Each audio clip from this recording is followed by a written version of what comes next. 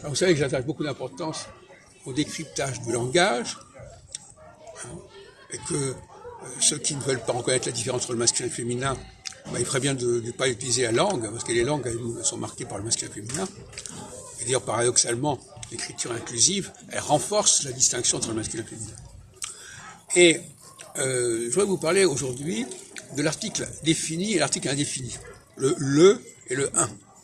Eh bien, s'il y a cette différence, c'est parce qu'il y a des populations où les gens sont très bien définis, où leur spécificité est bien définie, les uns par rapport aux autres, et d'autres où on a l'impression de quelque chose de général, et donc on va employer le moins défini. Quand on est en face d'une population dont on n'arrive pas à distinguer les membres, on est dans l'indéfini. Quand on n'arrive pas à une population où chacun a une individuation bien marquée, on est dans l'article défini. Donc, c'est pas du tout la même chose.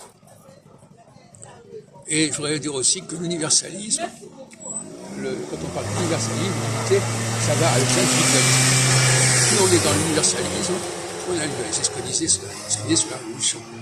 Clermont Tonnerre disait, par exemple, aux Juifs, au lendemain de la Révolution, on vous donne tout en tant qu'individu et rien en tant que nation. Ça veut tout dire. Donc, ça veut dire que l'universalisme, on va dire que chaque individu est différent, donc chaque individu est standard, ce qui est pareil d'ailleurs. On va traiter tout le monde de la même manière. Aussi, l'individualisme ici, c'est une standardisation de la société. Donc, universalisme égale standardisation. Il faut bien comprendre ça. Et par conséquent, un refus de définir les choses, un refus de classer, un refus des catégories. Napoléon,